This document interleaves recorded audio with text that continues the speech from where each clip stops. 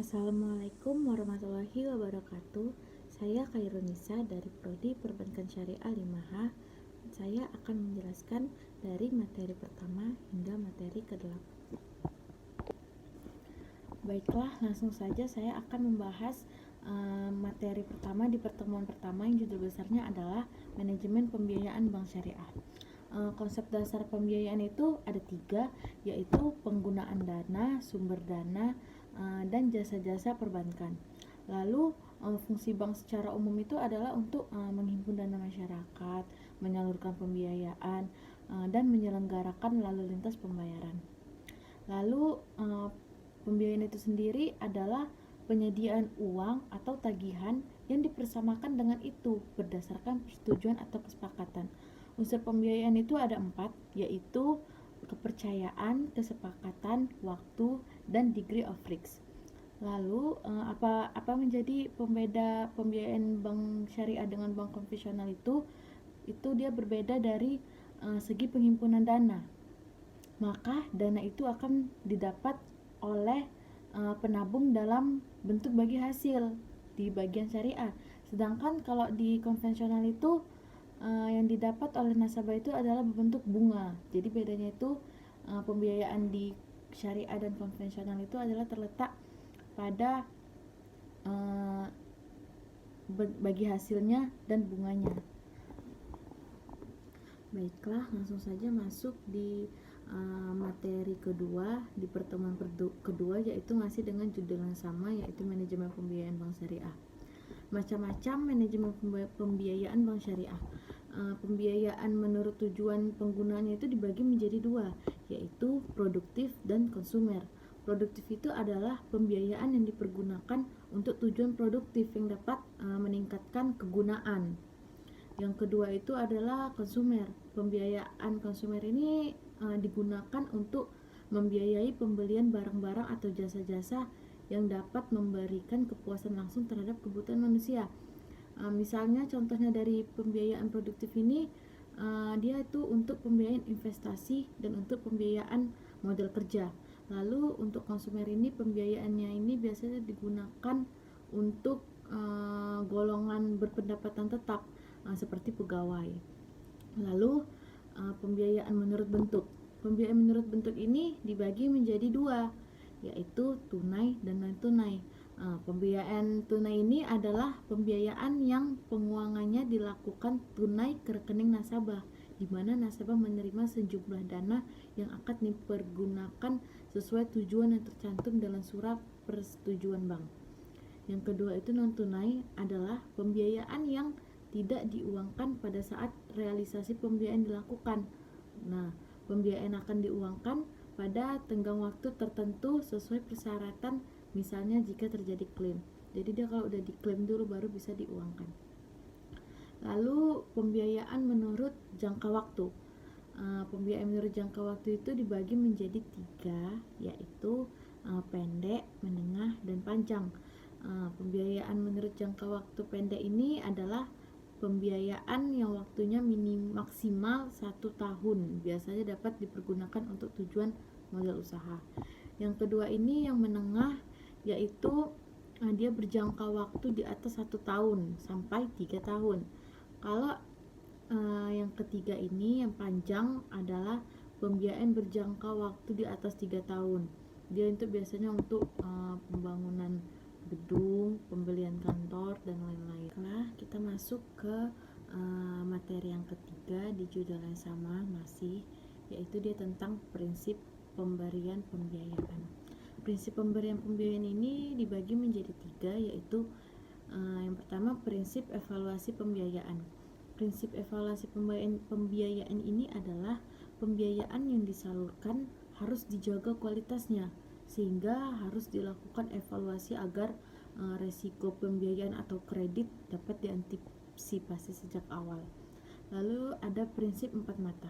Prinsip 4 mata ini merupakan prinsip pemutusan kredit yang melibatkan sinergi antara unit bisnis yang bertanggung jawab dalam pencapaian pendapatan dan unit resiko pembiayaan yang bertanggung jawab untuk meminimalisasi biaya risiko.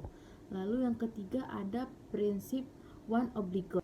Tujuan pelaksanaan prinsip one obligor adalah agar fasilitas kredit yang diberikan tidak melampaui batas maksimum pemberian kredit.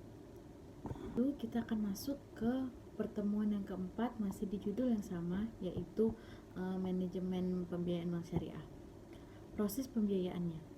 Proses pembiayaan pada umumnya itu terbagi menjadi 3 bagian, yaitu front end yang bertugas untuk mencari nasabah yang ditargetkan, melakukan analisis pembiayaan, dan menentukan apakah permohonan debitur akan disetujui atau ditolak.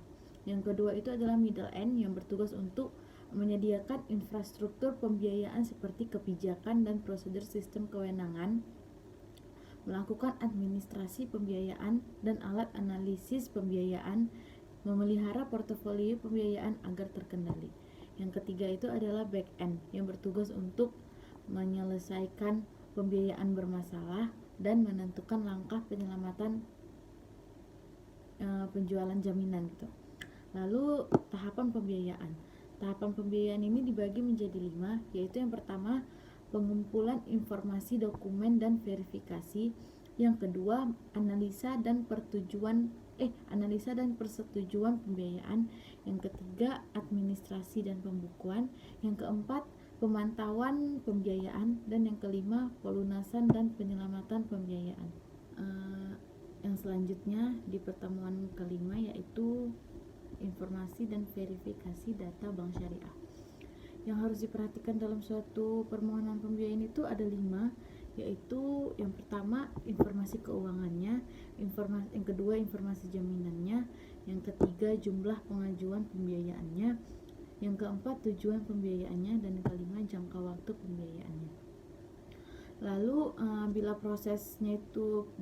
permohonannya itu sudah layak, maka dia dilanjut ke tahapan selanjutnya, yaitu yang pertama identitas calon debitur, yang kedua bidang usaha, lokasi dan laman usahanya, yang ketiga daftar suppliernya, yang keempat daftar pelanggan serta sistem pembayarannya, yang kelima data keuangan atau laba omsetnya, yang keenam rekening korannya, yang ketujuh data mengenai perizinan dan manajemen perusahaannya, yang kedelapan rencana kerja perusahaannya, dan yang kesembilan data lain yang menunjang seperti karyawan, jam kerja, dan lain.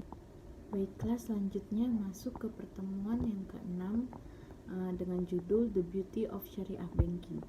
Berikut ini adalah kelebihan-kelebihan dari bank syariah.